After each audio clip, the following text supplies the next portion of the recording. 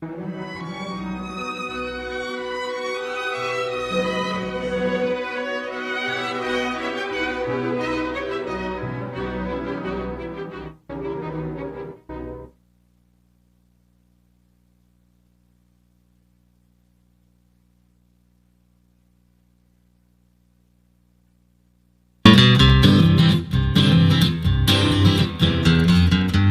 the pilgrims landed on these rocks, they thanked the Lord and they rang out their socks.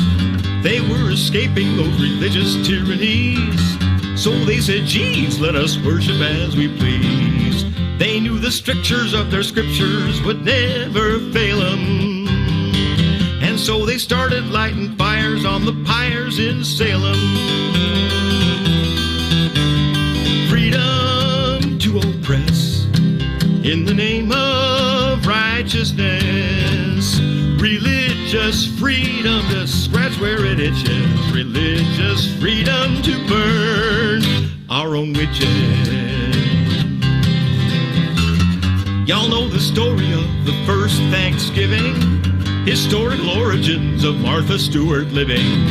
They feasted with the wampum, no egg on that shore, and then wiped out the Pequot in the Pequot War.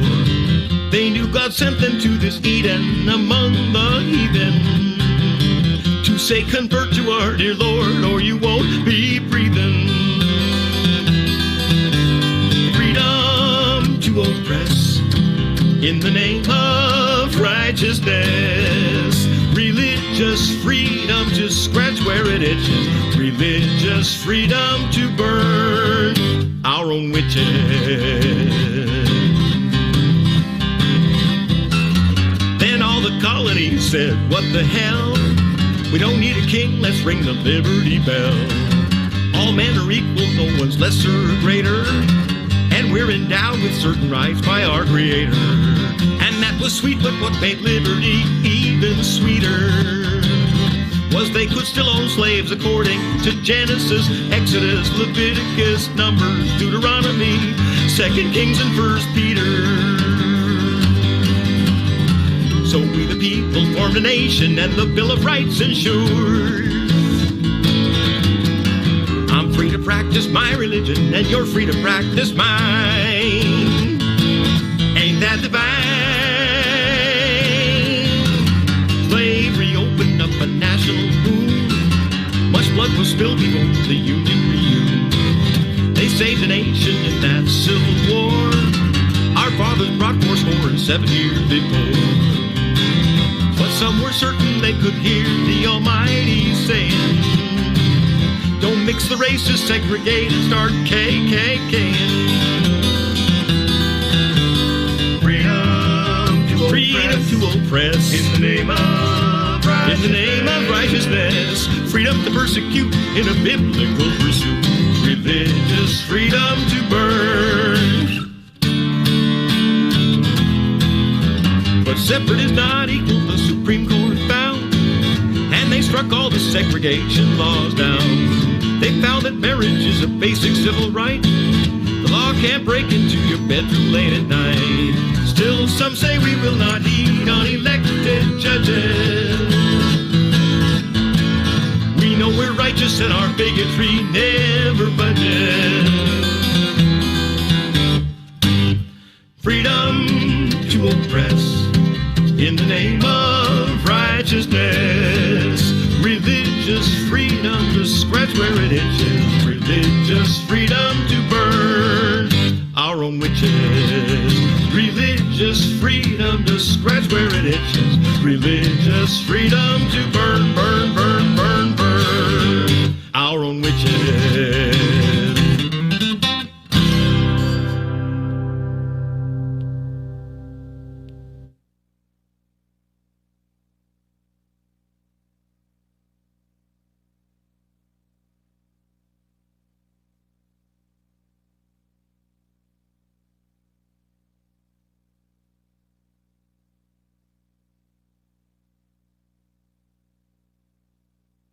You can't? There, are we back on? Yeah, good, okay, thank you, Wayne. So I was saying Roy Zimmerman, the person in this video, will be here performing a concert in our church on Friday, June 8th. Oh, you want me to switch the TV? Can I finish first? But I will. Because you've got the information on screen, don't you? Hello? Oh, that wasn't it.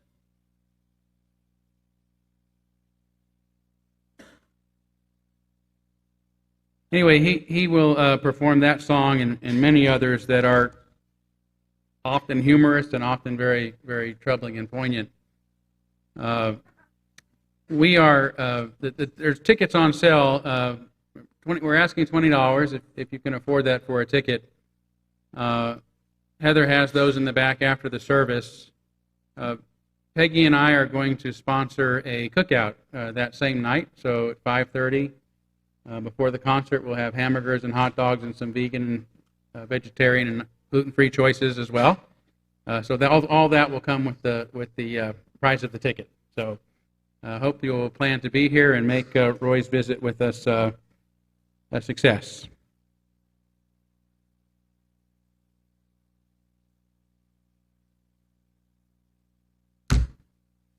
Also want to let you know again that our annual meeting is going to be on Sunday, June 10th, immediately following our second service in the sanctuary here. So I hope you will show up for that to vote on new officers and get our budget for the year passed as well.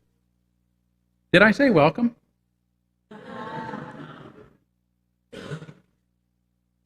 Well, welcome to the Unitarian Universalist Church of Spokane, where our mission is to join together to create a nourishing, liberal religious home and to champion justice, diversity, and environmental stewardship in our wider world, or as we say in short, to create community, find meaning, and work for justice. I want to also begin by welcoming all that you bring with you, as usual, to this space, all of your uniqueness, your unique beliefs, your background, your lifestyle, your experiences, all that make you who you are, is welcome here today. And of course, this includes those who hear us say this each Sunday is an important part of our service, as well as those who might be hearing it more recently or even for the first time. You're equally as welcome and appreciated. And of course, those who are streaming with us as well, we're glad to know that you're with us today, and you're also equally as welcome. So I would like to take a few moments to allow you to greet one another, also an important part of our Sunday ritual. And I hope that you'll say hi to those that you look forward to seeing and saying hi to each Sunday. I also ask that you make some new friends if you have time today. And if you are joining us more recently, don't be shy. We're a very friendly bunch, and we're glad that you're here.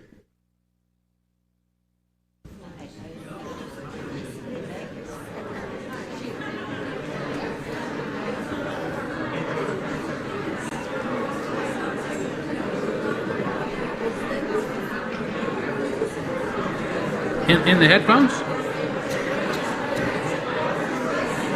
Oh, do you mind? Maybe Dick is telling him, but okay.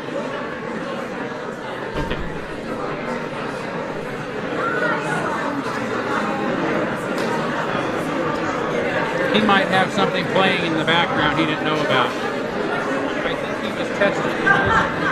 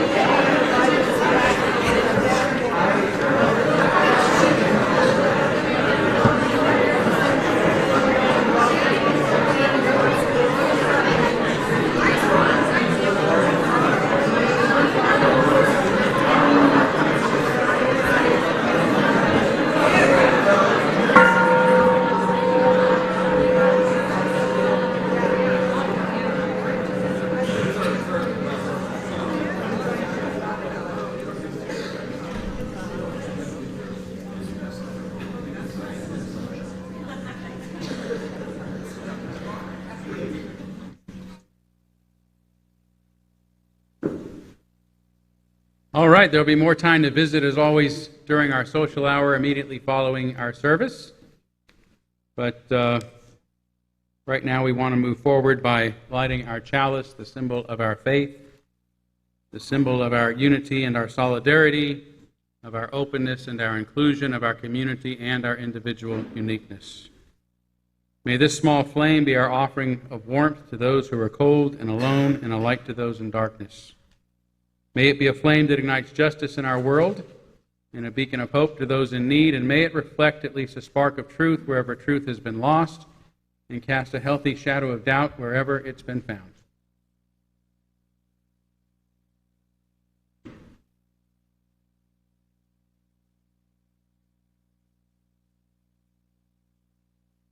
Our opening reflection this morning is by Jack Mendelson. Here in this sanctuary of ancient dreams and wisdom and beauty, we come to grow, to be healed, to stretch mind and heart, to be challenged, renewed, to be helped in our own continuing struggles for meaning and for love, to help build a world with more justice and mercy in it, to be counted among the hopers and doers. In the face of cynicism, darkness, brutality around us and within, we seek to align ourselves with a living community that would affirm rather than despair, that would think and act rather than simply adjust and succumb.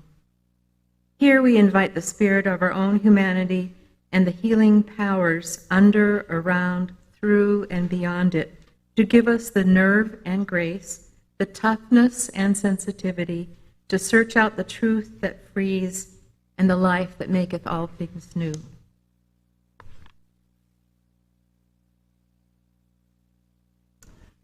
Please rise as you're willing and able for the first hymn of the morning, number 323, Break Not the Circle.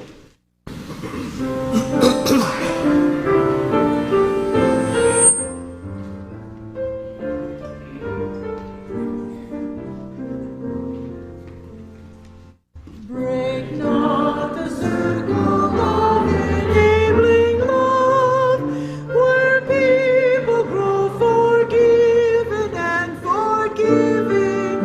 Break not that circle, make it wider still, till it includes embraces of the living. Come wander at this love that comes to life, where words of freedom are with humor spoken, and people keep no score of wrong or guilt, but will the human bonds remain unbroken? Join then the movement of the love that frees, till people of whatever race or nation will truly be themselves, stand on their feet, see eye to eye with laughter and elation.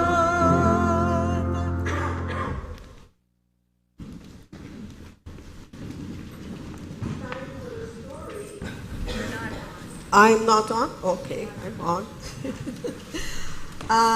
Any kids here willing to come close? I don't have any book. I don't have any pictures to show you because this is something I watched. It's a Ukrainian animation, and I have some. Cannot hear? Okay. Do you hear me now better? Yes. Okay. It's a story, a Ukrainian story. It's animation, and I have some questions for you before I tell you the story. What is the reputation of wolves in traditional stories? What are they like? They talk. They talk? Yes. What kind of animals are wolves? Yes? What? Bad guys. Bad guys, yes. They're very fierce, they're aggressive, right? But not in this Ukrainian story. which is called There Once Lived a Dog. And the story goes like this. Once upon a time, in a small village, there was a dog who served to the best of his ability for many years to the family of a farmer and his wife. As years went by, the dog was not able to see as sharp as before. He couldn't hear as well as before, and he no longer could run as fast as before. It's no fun getting old, I must tell you.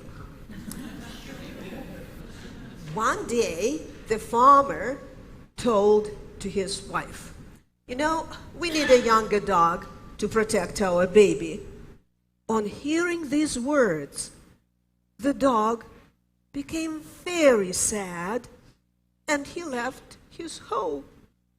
And he went along the road with his head down and tears in his eyes until he saw a wolf.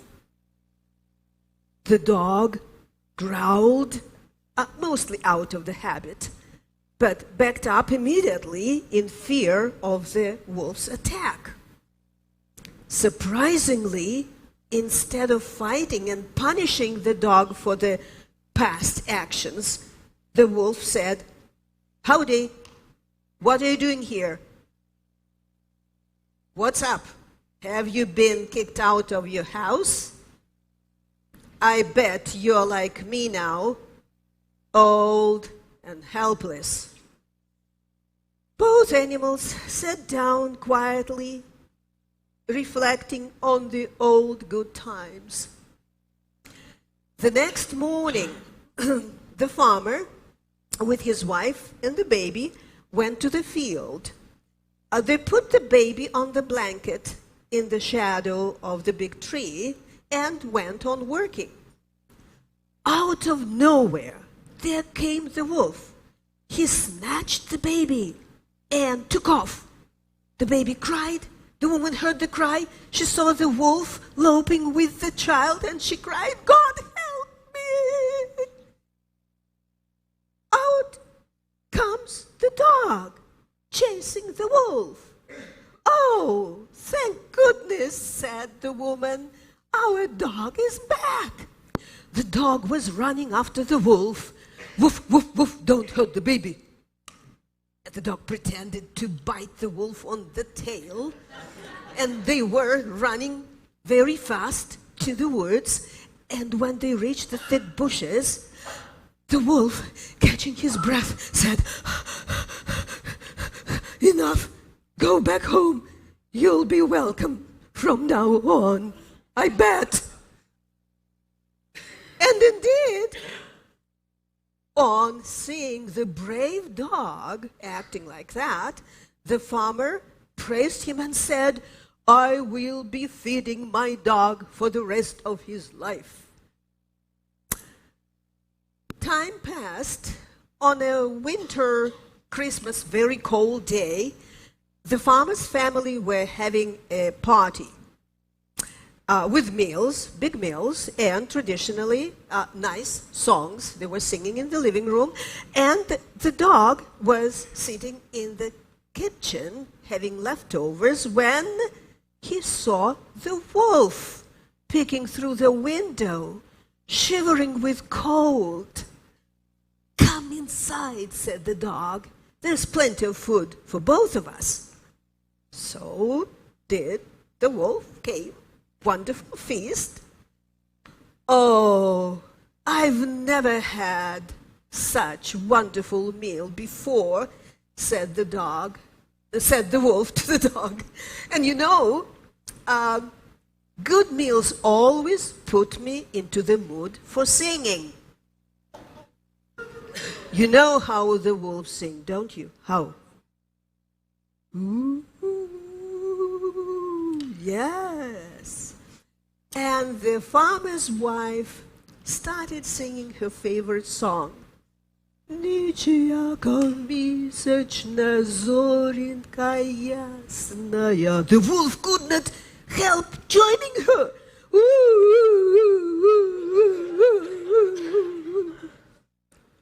Of course, the guests jumped out of their seats in fear, hearing the howl, but the farmer said, "Calm down, don't worry, my dog will take care of this." Out went the wolf, and the dog following him, saying him goodbye, and promising to bring him a bone next time, though not to invite him inside the house. Wasn't it a smart way of the two enemies to reconcile, become friends? Let's sing this, children, out.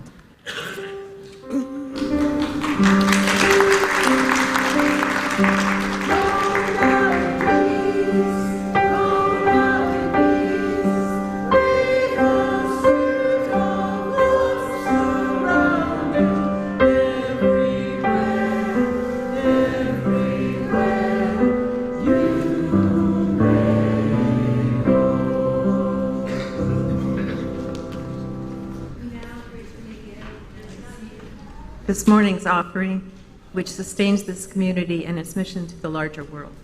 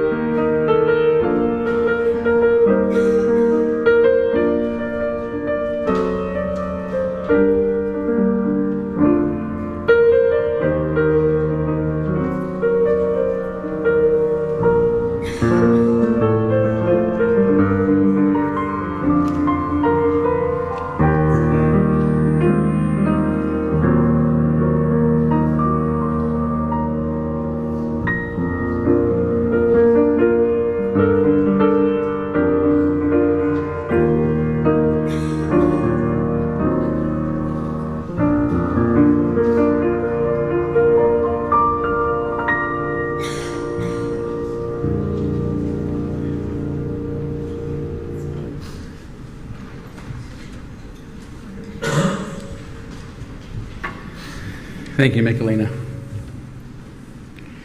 We're now going to kindle our candles of care for those who are most on our hearts and minds.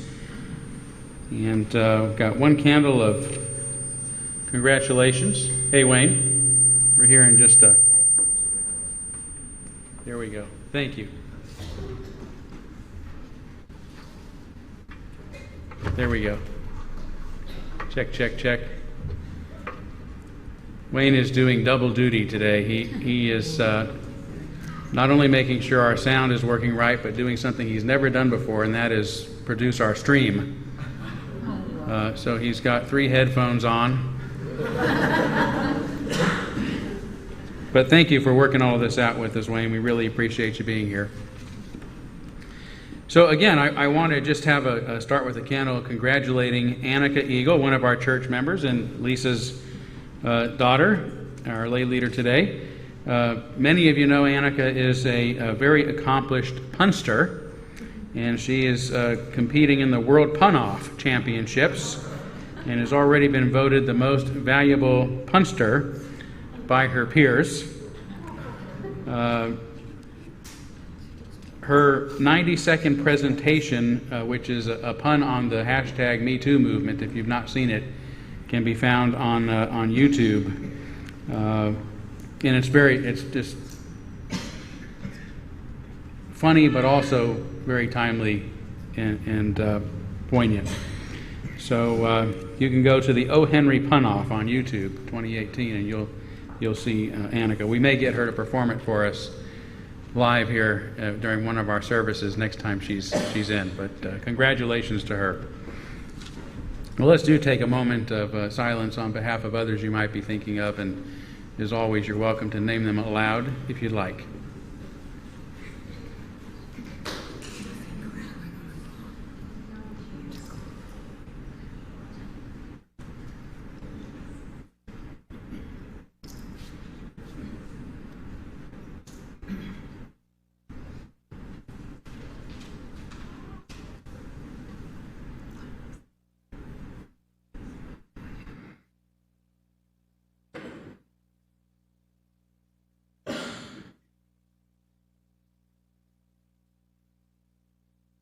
Those named aloud and those embraced in our silence, and all those who are suffering in our world at this hour, we hold in our community with compassion.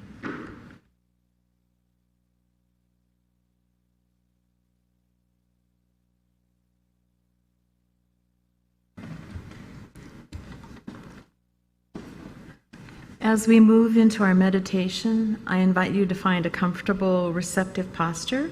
Close your eyes if you wish, and take a couple of deep breaths. We will begin with this quotation from Emily Dickinson, followed by silence. All I know of love is all there is. All I know of love is all there is.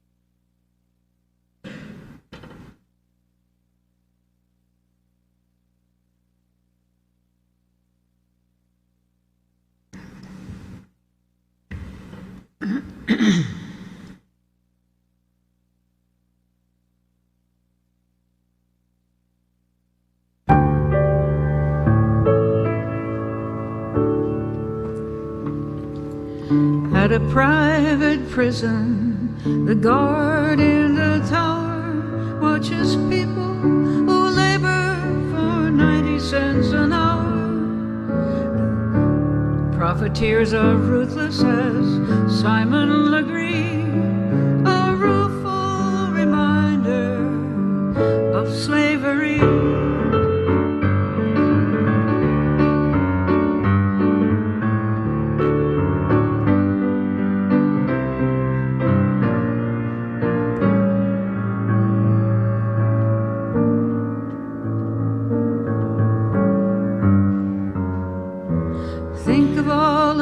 people who've done a lesser crime, waiting in the jailhouse for a long, long time. Once they have a number, their fears will rise. They'll be longing forever for what money buys.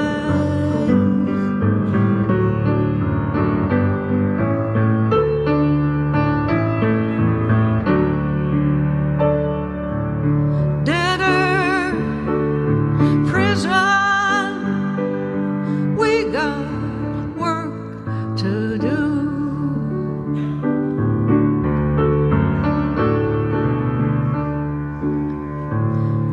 The birthright of freedom, when did it expire? Was it sold for a golf course or trolls for hire? 1 in 9 black men are locked in the pen. Did justice for all forget about them?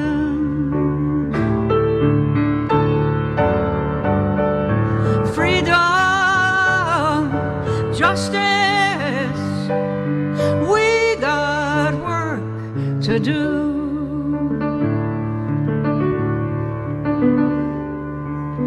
We gotta help the inmates come back home whole, offer them training and manage parole. Get rid of the death row, investigate the jails till all prisons hit the trail. Close them pokies, we got work to do.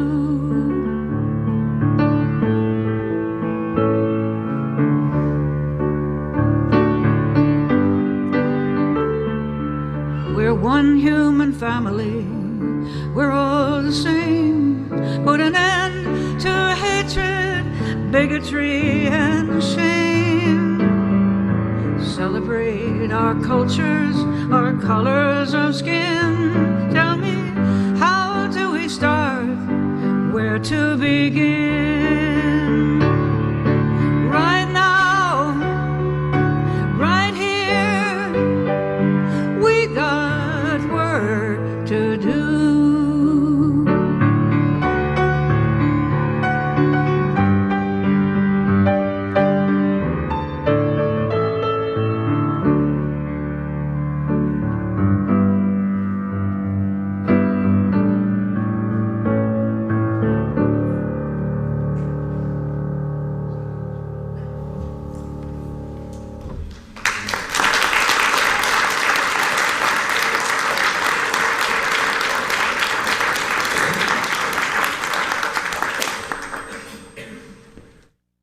Thanks again, Pam.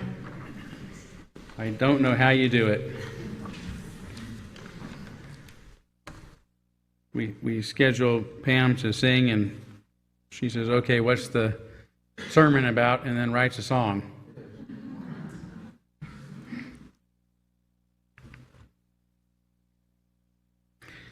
And that was perfect for this message today, which is the continuation of a series of sermons I'll be doing in the next few months, which I'm calling the Measure of All Things series, and this one is on criminal justice and the measure of all things.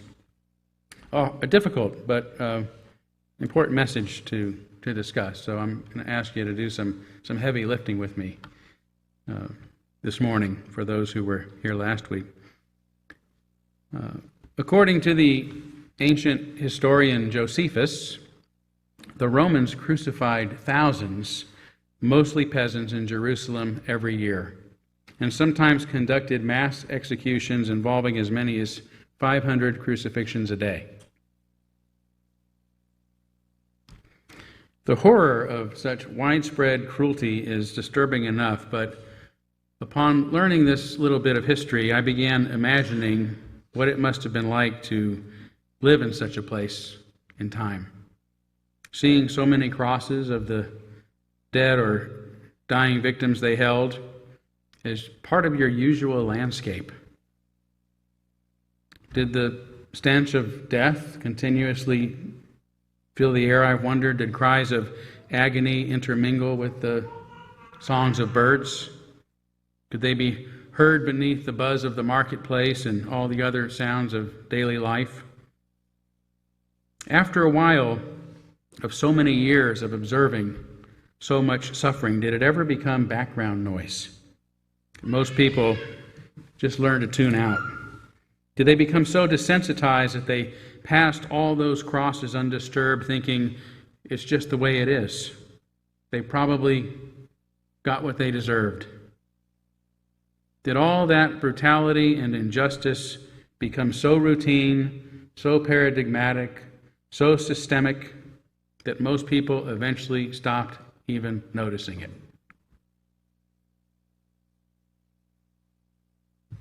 In 1989, attorney Brian Stevenson, author of Just Mercy, agreed to visit a 14-year-old boy facing the death penalty. A 14-year-old boy facing the death penalty in Alabama for murdering his mother's abusive boyfriend. He did so after the man, in one of his drunken rages, punched his mother, knocking her to the floor unconscious and unresponsive in a frightening pool of her own blood. His mother had warned the boy never to call 911 on such an occasion. Even so, confused and frightened and shocked, the boy went to the phone in her bedroom, but when he saw the man he thought had killed her passed out on the bed, he removed the man's gun from the dresser drawer and shot him with it instead. The boy was very small for his age. He weighed less than 100 pounds, Stevenson says. He'd never been in trouble before. He had no prior juvenile adjudications. He was the kind of kid that might have been tried as a juvenile, but for the fact that the man that he shot and killed, her mother's boyfriend, was a deputy sheriff. The boy was arrested and charged with murder. During his arraignment, the prosecutor called the deputy's death a great loss for the county and a tragedy that a good person could so heartlessly be killed by this young man. He insisted the child be tried as an adult and face the death penalty. The judge agreed, charged him with capital murder, and sent the child to an adult county jail. Stevenson eventually learned that the traumatized child had been passed around and raped so many times on just his first night in lockup that he couldn't remember by how many.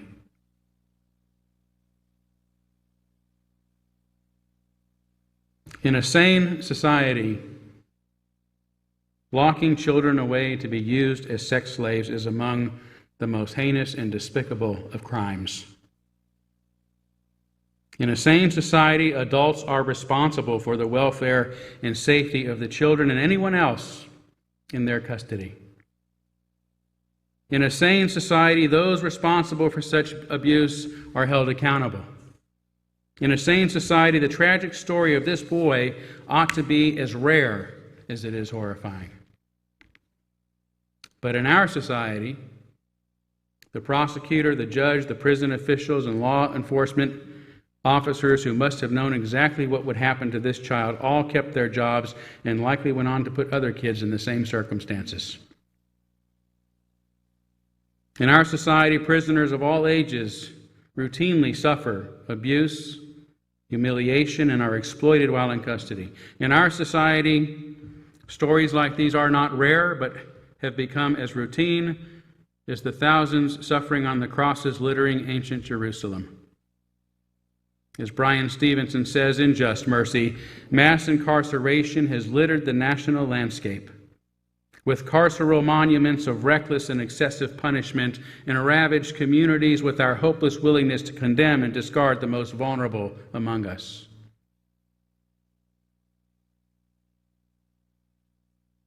Yet, at least according to international law, prison rape is classified as torture. And here in the U.S., the Supreme Court considers it a violation of the Eighth Amendment prohibition against cruel and unusual punishment. Still, it occurs hourly in U.S. prisons and in prisons around the world. According to the Department of Justice's own statistics, every year more than 70,000 of its inmates are sexually assaulted by other inmates or by prison staff. That's about 192 people a day, 8 per hour. Juveniles incarcerated in adult facilities, and juveniles incarcerated in adult facilities are far more likely to be assaulted by adult inmates or staff than those housed in juvenile facilities, and as a result are 36 more times likely to commit suicide than those in juvenile detention centers. The criminal justice system treats 200,000 juveniles as adults annually, holding about 10,000 of them in adult facilities every day. Before the Supreme Court declared it unconstitutional in 2005, 365 children had been legally executed in the United States.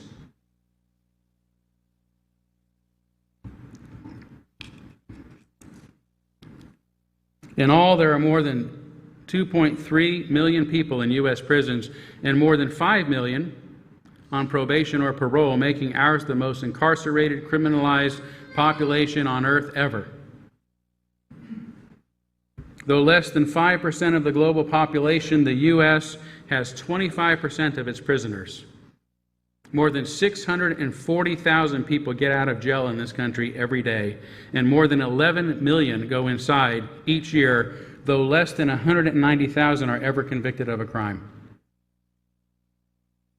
most of whom will be sentenced for less than a year for nonviolent misdemeanors. And we all know whether they are convicted or not, non-whites, especially African Americans, are overly represented in prisons. African Americans represent 34.4% of those in state and federal prisons, even though they are about 13.2% of the general population, compared with 33.6% of incarcerated whites, who make up 62% of the population. About the same percentage of whites, 34%, have life sentences or life without parole, compared to 48.3% of African Americans with life sentences and 56.4% who have life without parole. Combined, African Americans and Hispanics represent 55% of those on death row. Our criminal justice system and penal systems also disproportionately impact the poor and the mentally ill. As Stevenson's organization, Equal Justice Initiative, or EJI, says, in the American criminal justice system, wealth, not culpability, shapes outcomes. Indigent people are unfairly disadvantaged at every step in a system that treats the rich and guilty better than the poor and innocent.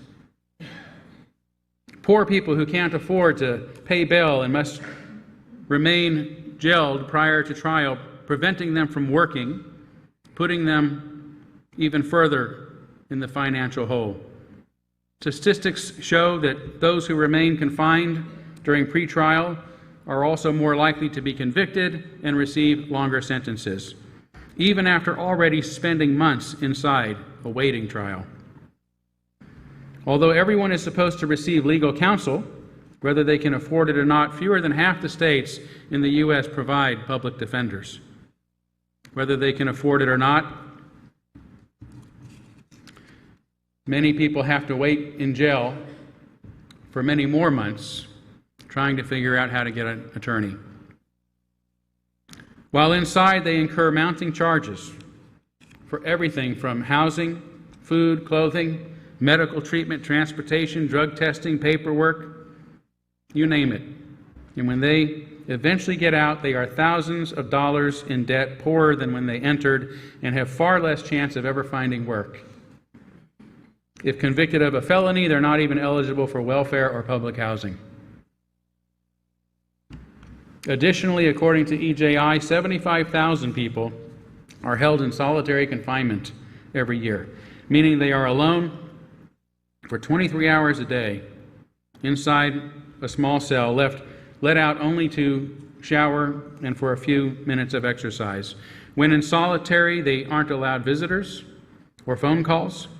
Prisoners in solitary account for more than half of prison suicides and are among the most likely to suffer from depression and other unnecessary psychological and physical illnesses. If you're not mentally ill before going into prison, you're likely to become so if you go to solitary. Of course, the likelihood of someone being mentally ill before going to prison is high in the aftermath of the Reagan administration's decision to shut down our nation's federal psychiatric hospitals in the 1980s. Not only did this lead many among the mentally ill to become homeless, it transformed our prisons into psychiatric detention centers. Often in this country, the first point of contact that a homeless person with a psychiatric disability has with public officials is with a police officer. According to a 2007 article by Bernard E. Harcourt, a professor of law and criminology at the University of Chicago, over the past 40 years, the United States dismantled a colossal mental health complex and rebuilt bed by bed an enormous prison. A large portion of America's exploding population since the 1980s is because, as a nation, we've decided to stop caring for those with mental illnesses. Although there are some exceptions, the treatment of prisoners and criminal justice around the world is just about as discouraging. According to the United Nations, there are 10 million people imprisoned around the globe, most in conditions well below internationally agreed upon standards. It's also reported that more than half the countries on earth have prison systems that exceed 100% of their capacity. As in the U.S., global incarceration also impacts the poor and most vulnerable among us, and in its words, runs the risk of degenerating into dangerous places for both prisoners and prison staff, and can even turn into crime schools and fertile breeding grounds for radicalization. Some of the reasons for what the UN calls the global prison crisis include some of the same problems in the U.S.: excessive pretrial detention, lack of legal counsel and assistance, punitive practices and policies, few alternatives to prison to begin with, no reintegration strategies, and inadequately funding prisons, among other issues. If there is a silver lining to any of this, it is that criminal justice, both in the U.S.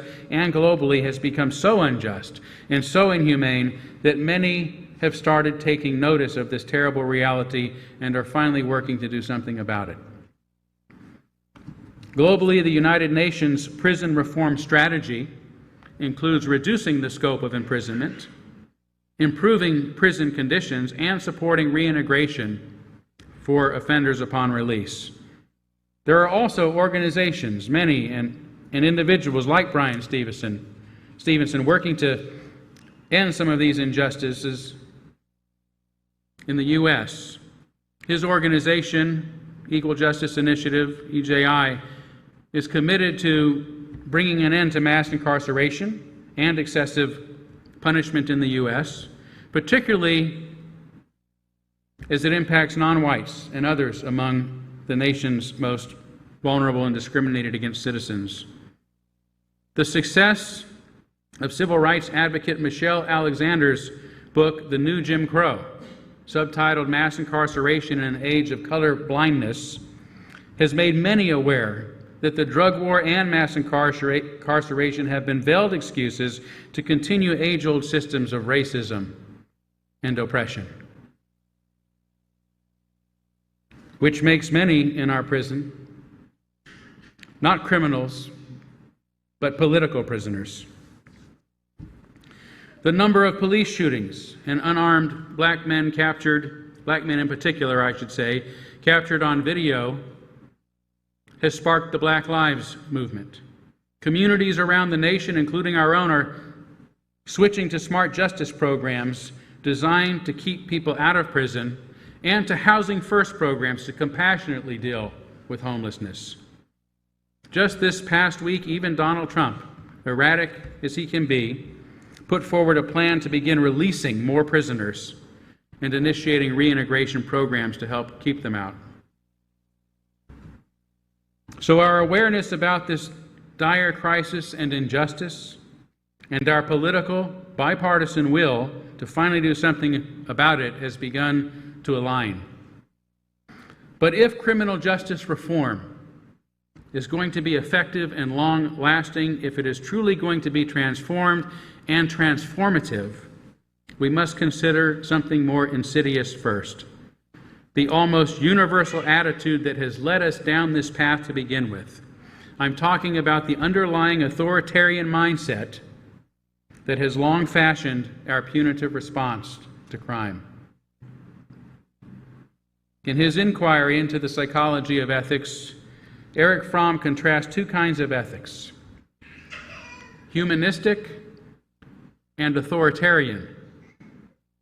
In the latter, he says, the authority ordains obedience to be the main virtue and disobedience to be the main sin. The sole criterion of ethical value in humanistic ethics, on the other hand, he says, is human welfare. Looking at all we've considered about our current criminal justice and penal systems, it's easy to see which kind of ethics, which value system they reflect. Developmental psychology has long associated the authoritarian mindset with the punitive morality of small children. Jean Piaget, the pioneering figure in childhood development, called this kind of morality retributive justice, explaining that in the domain of retributive justice, every punishment is accepted as perfectly legitimate, as necessary, and even as constituting the essence of morality. In other words, when we're at the earliest stages of our psychological development, we don't question the authorities and figure that those being punished must deserve whatever they get. Another developmentalist, James Fowler, says, stage one looks to the consequences of an act and the probable degree of punishment it would entail. Again, at this stage, something is right or wrong based only on whether one will be punished for it or not. And it's up to the external authorities to make up the rules that we must all follow without question. Neither our own agency or our ability to think for ourselves are fostered or encouraged at this authoritarian stage. As Lawrence Kohlberg, best known for his stages of moral development, put it, the young child is not oriented to the bad as being selfish or being deceitful, etc., but is rather oriented to the bad as being punished. Normally, if our caregivers genuinely love us by wanting us to blossom as authentic individuals, I'll repeat that because that's an important one to get. If we are genuinely loved, people want us to blossom as individuals. If that happens, we begin to outgrow the punitive authoritarian morality between ages 5 and 7, coming to understand morality is relational, that we must take into account how our behaviors and our choices impact the welfare of others. Toward the final stages of psychological maturation, morality becomes based on our fidelity to certain universal values, like equality, fairness, compassion, and justice. If we don't advance psychologically toward this kind of principle-based morality, then we remain stuck or fixated at an earlier stage of our development. This isn't to say that we don't all revert to earlier patterns of thinking from time to time, especially if we feel threatened. Only that if and as we mature, we tend to usually think and behave in ways that are mature. I don't need to go any deeper into developmental psychology for you to grasp the problem with our punitive criminal justice system. It is almost entirely grounded in a punitive authoritarian mindset. It reflects a fixated society, a society stuck at the most primitive stages of moral awareness. As civil rights attorney and criminal justice reformer Dr. Fania Davis says, today the dominant idea of justice is based upon a sort of fundamentalist notion that crime is sin, and the only way it can be atoned for is through suffering. And so this idea of justice focuses on just desserts, pain, suffering, isolation, deprivation, even death is the only thing that can right the wrong, the only way to pay back its debt to society, the only way to balance the scales and to settle accounts. If as a society and world we truly hope to change our response to criminal justice, we must grow beyond this punitive mindset toward one emphasizing human fulfillment, growth, and well-being as its sole criterion. We must stop emphasizing what the individual has done wrong and what punishment one deserves, and begin asking what went wrong and what can we do as a compassionate society to help fix the problem. Several years ago, as I mentioned last Sunday, I had the privilege of meeting with a delegation of community and state leaders from Afghanistan. What I didn't tell you is we were meeting to share ideas about how our countries deal with issues of crime and justice. I learned that in their country they have two systems of justice: the state system, what they call the state system, and the more traditional or tribal system. The state system, they complained, is expensive, slow, and corrupt. Remind you of anything? The traditional system, on the other hand, requires community leaders to come together with those involved in a crime to figure out what the perpetrator should do to make reparations to the offended party, so the two parties don't end up in a feud that ends up impacting the entire community. The system also enables both sides to keep their dignity and remain valuable members of the community. In Afghanistan, this works so well that the state system even accepts the traditional system so long as all parties agree to its terms. Nowadays, we call this traditional model restorative justice. We like to invent things, claim things that we invented them and thought of them, right? Because restorative justice also seeks to keep people out of prison and as productive members of the community, while at the same time enabling them to make reparations to those that they have harmed or wronged. But there is nothing new about restorative justice. It is our ancient and our most human way, our most natural way of dealing with each other. Again, as Fania Davis explains, for most of human history, reconciliation and restitution to victims and their kin took precedence over vengeance. This is because restoring social peace and avoiding blood feuds were paramount concerns. The punitive system we've become accustomed to emerged only in the 13th century with the dawning of the nation-state and the industrial age. As hunter-gatherers and nomads, our ancestors did not carry prisons around with them. They had to work things out. They had to try to heal their disputes rather than harm those they disputed with. This is why, as Davis points out, in most indigenous language, there is no word for prison.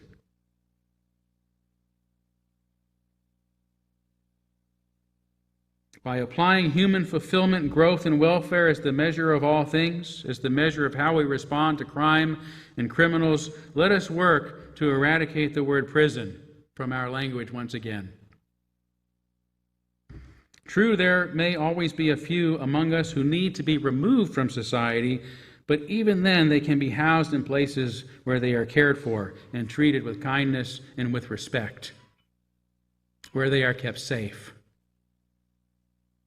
Instead of asking, what should the punishment be, let us begin asking what went wrong and how can we help. Instead of accepting this as just the way it is, going about our daily lives as if millions of people locked away, abused in cramped, cruel cages, their livelihoods and lives ruined, is just a part of the landscape. Let us acknowledge this field of crosses all around our community, on the circumference of our lives. Own the horror and the injustice they evoke, and vow to do things differently. Thank you.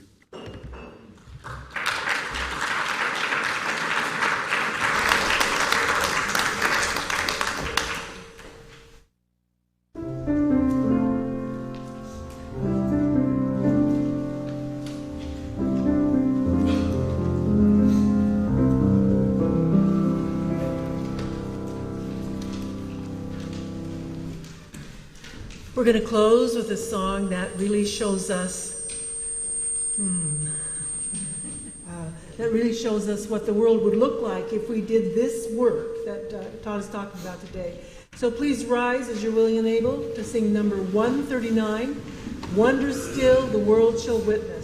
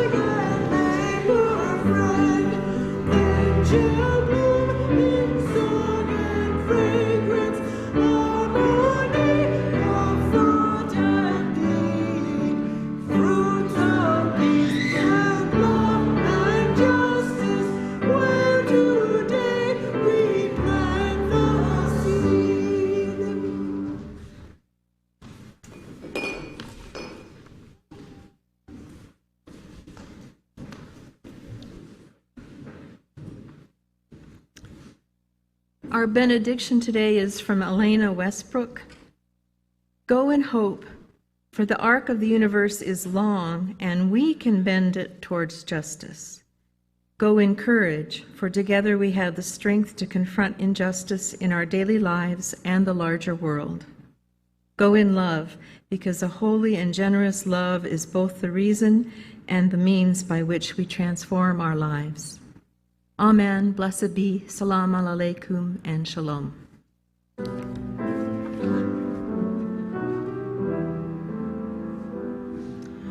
Shalom.